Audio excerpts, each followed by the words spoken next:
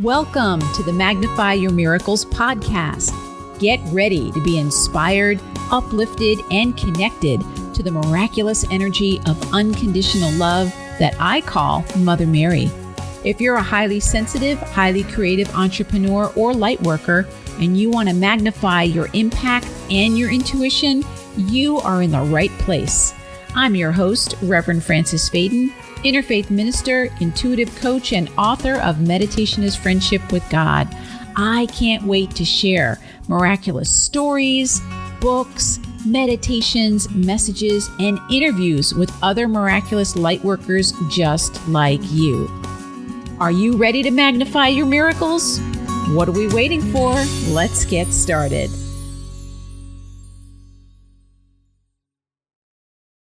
Hello, my miraculous friend, and welcome to another episode of the Magnify Your Miracles podcast. This is Reverend Frances Faden, and I am so grateful that we get to spend this time together helping you magnify your miracles.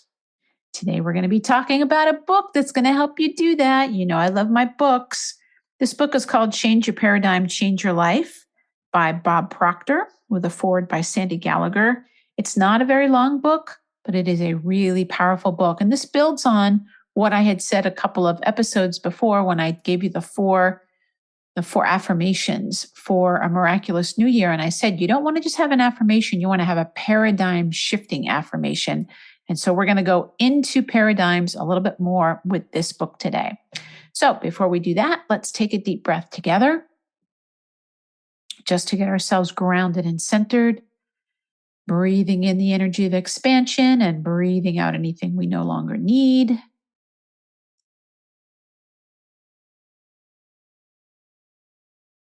And if you are driving, please keep your eyes on the road, but you can always bring your awareness to your breath.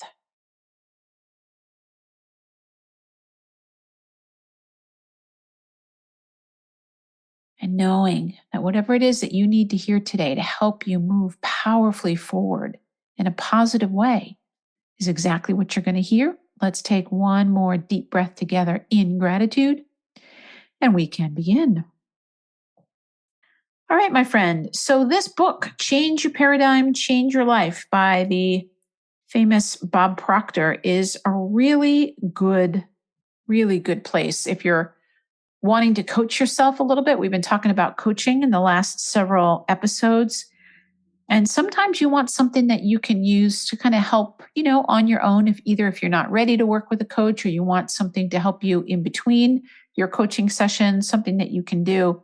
This book really explains how the mind works and how paradigms are affecting you and what you can do to begin to change them. Now, for those of you who might not be familiar with Bob Proctor, he is one of the main teachers that was in the movie The Secret, which, as I'm thinking about it now, I'm like, oh my God, that movie came out in 2006. It's 18 years ago. Seems like it just came out. But that movie was really powerful for a lot of people. It awakened them really to the idea that the world isn't happening to you. It's happening and responding to you. It's happening through you. And it didn't really do a great job at explaining everything that it needed to explain, but it opened the door for people. And some people got amazing results. Some people didn't get amazing results. And he talks about that in here, how it's not just about positive thinking. Now, the one thing I'm going to say, because I want to be honest with you about this book, is it looks like they kind of maybe rushed to get the book out. It doesn't look like it's edited very well. So if you're a stickler for grammar and stuff like that and typos, it's going to bug you. I'm just going to be honest. But if you can look past that to the content is really amazing. And it is possible that since I purchased this book, maybe they've gone in and they've gotten enough feedback that they've updated it.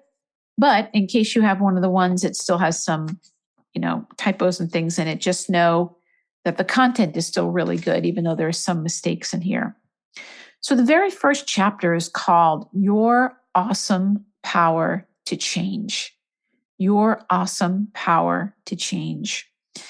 And then he goes in, I'm going to read you the names of these chapters so you have a really clear idea about what's in this book. Chapter 2 is Are You Living Somebody Else's Paradigm? Chapter 3 is Developing the Confidence to Change Your Paradigm. Chapter 4 is Paradigms in Cybernetics, setting your control system to achieve your desired results. Chapter 5, How Your Belief Affects Your Paradigm. Chapter 6, The Paradigm for Power Performance. Chapter 7, The Lesson of Gratitude and Freedom. Chapter 8, The Benefits of Changing Your Paradigm. And Chapter 9, Making Your Positive Paradigm a Habit for Life. Now, next week, I'm going to be sharing with you these 4 steps of manifestation that Mother Mary shared with me that she wanted me to share with you. And I'm so glad I'm giving this book to you first, because it's going to be building on what we're talking about here. So let me just start right in with chapter 1. I'm going to read a couple things from throughout the book, but I'm going to start right in here. And he says on the very first page, "This is going to be an incredible book for some of you." Why didn't I say all of you? Because I want to stress the vital importance of making a decision to change your life. You decide if it's going to be you.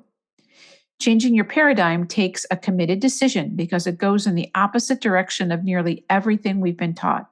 We go to school, we take a book, we read it, we ask questions on the material, and then we go on to another book. The truth is, we can't possibly understand the contents of a book this way. Reading something once and moving on is not going to do it. Our paradigm was built through repetition, constant spaced repetition, and that's the way it's going to be changed. But this makes little sense to most people. They're relating to the way that they have been and the way they were educated in the past, when they weren't really being educated at all. They were merely gathering information. You'll see people with very impressive degrees from prestigious universities who are struggling through their life. They don't have enough money. They don't hold down a good position. If they have their own company, they go bankrupt or they might go out of business. And you think, they're so smart. How could this happen? The truth is, they're not very smart at all. They've gathered a lot of information, but they don't use it. Their behavior is controlled by their paradigms, not by the information that they've got. They're not doing what they know how to do. For some strange reason, they never figure it out. They never stop and analyze their own behavior in relationship to what they know. Over the years, I've found that most people who are highly successful have unconscious competence. They cannot articulate why they're doing so well. They might be multimillionaires and they may have built prestigious organizations, but they cannot transfer this knowledge to their children because they don't know why they're doing it. They'll say, well, I just do it. People think these individuals are pretty smart, but it's got nothing to do with being smart. It has to do with their paradigm, because the paradigm controls us to an enormous degree. Success in any undertaking totally depends on what's going on inside our minds. It's got nothing to do with what's going on outside. Now, I want you to underline that. Success in any undertaking totally depends on what's going on inside our minds. It's got nothing to do with what's going on outside. Some people do extremely well, even in the face of bad economic conditions. Even during the Great Depression, not everyone was out of work. Not everyone was broke. Some people did very well, earning millions of dollars. Why did they do very well? What was going on? Why did few people win? Why did a few people win? They built their success in their minds. It has to come from the inside, not from the outside in. We're being controlled by our outside world because we've been trained that way. We've been programmed to let the outside world control us. Now, this is one of the things I really wanted to share with you. This is on page number 3, Paradigms and Habits. As I've said, just thinking positively isn't going to do it. That's an illusion. It takes a change in paradigm, and a paradigm is a multitude of ideas that are fixed in our subconscious minds.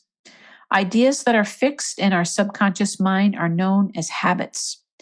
A paradigm is a multitude of habits that are fixed in the subconscious mind.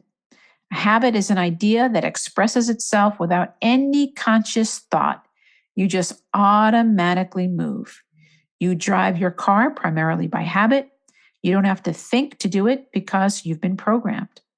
If you objectively observe your own behavior for 2 or 3 hours from the time you get up in the morning, you'll see that most of your behavioral patterns are not going to give you the success you desire. Then you have to ask yourself, why am I acting this way? Every day you do the same things because you're programmed to do them. We're programmed to live the way that we're living. First of all, we're programmed genetically. That's why we look like our relatives. It's built right into our genes at birth. Each of us has the confluence of a genetic pool that goes back for many generations. It controls everything we're doing. A person's paradigm has nothing to do with what they learned in school. If a person has a bad paradigm, they're going to lose even if they have a great education. Their education is not going to help them. First of all, we have to understand how the paradigm is formed. Then we have to understand how it's changed, and that it's something that that is something most people do not understand because it's not taught in school. There are very few seminars that teach it. And when I came across this idea, I was shocked because even though I was working in this field, I didn't really understand this principle.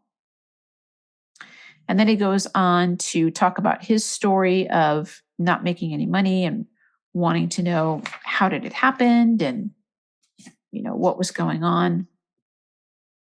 Okay, and then page number 7, he says, awareness is the key. We want to become aware, I believe, of our oneness with God, with infinite intelligence. The more aware we become, the more it's reflected in our results. A lack of awareness is also reflected in our results. One of Earl Nightingale's most famous programs was The Strangest Secret, in which he said that you become what you think about. The more you look into that idea, the more profound it becomes.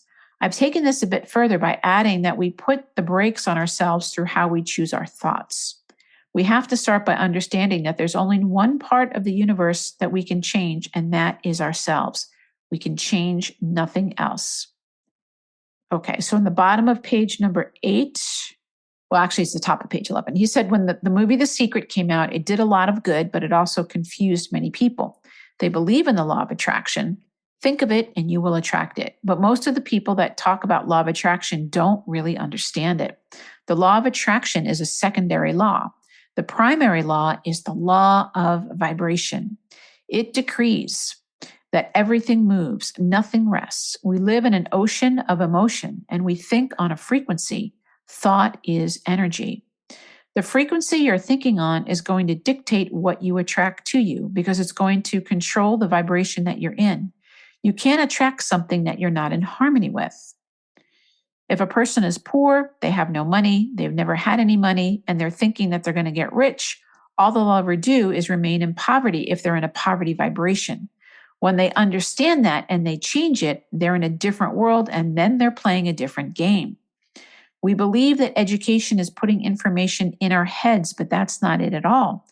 Maria Montessori, the famous educator, said, we send children to school and we think that they're empty cups and we want to fill the cup up. The truth is the cups are already full.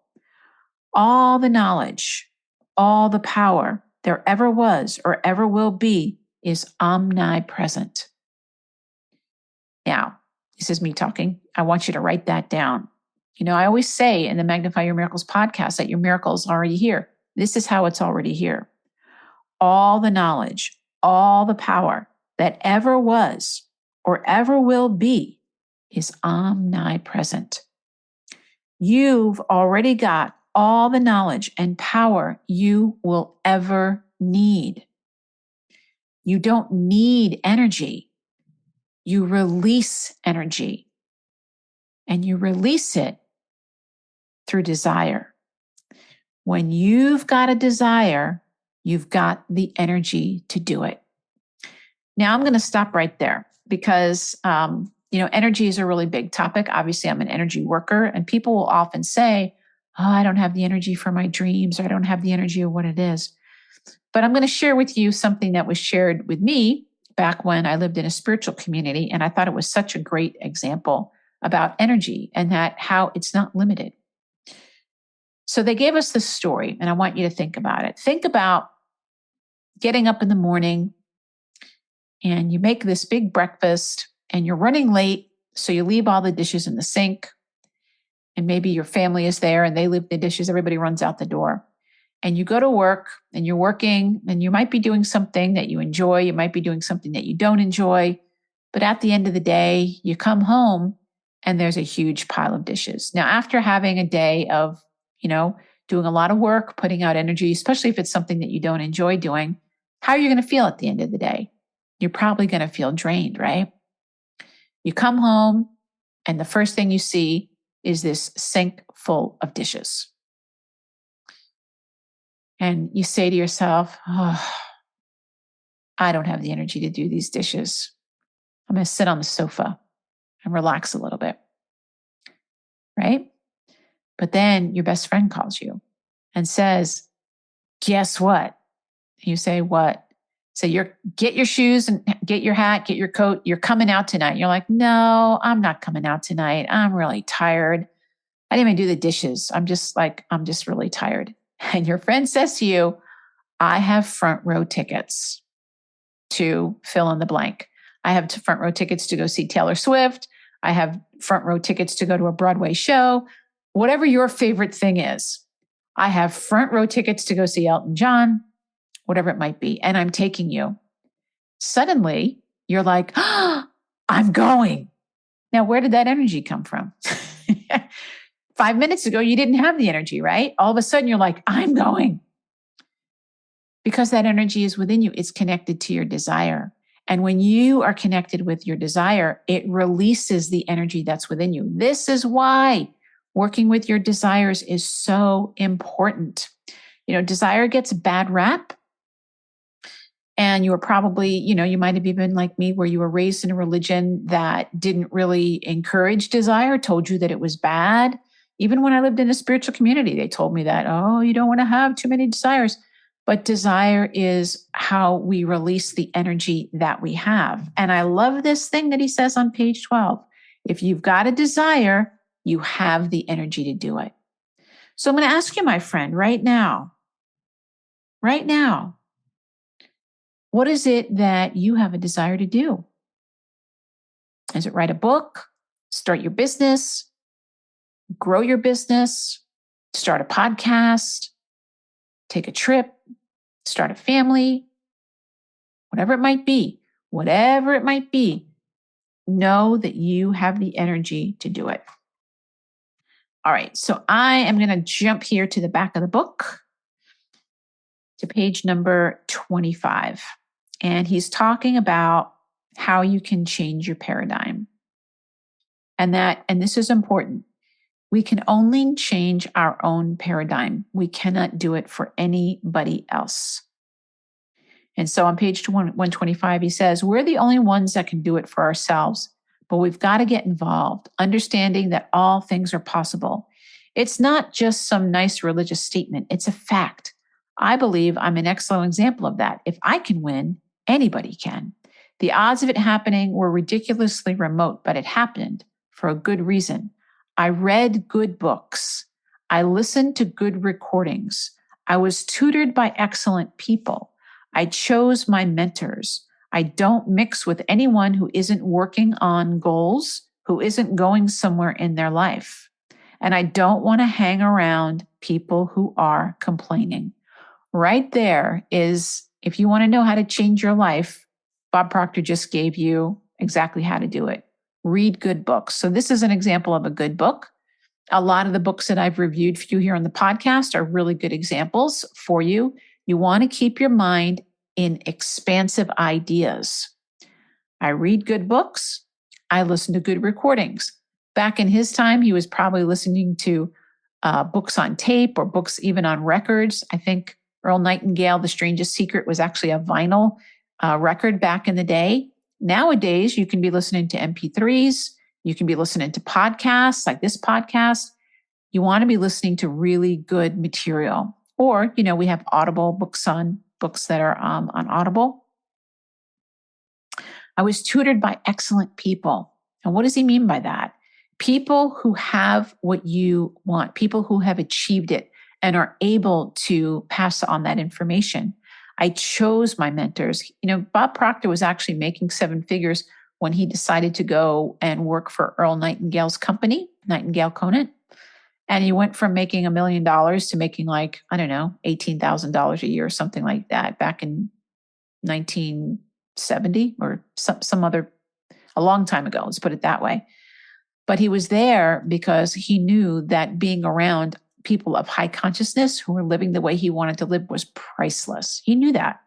And so he chose mentors that worked with that. And he said, on top of what he's doing, this is what he's not doing. I don't mix with anyone who's not working on their goals. I wonder if that's true for you. Do you hang out with people who are working on their goals, who are doing the things in life that they really want to be doing?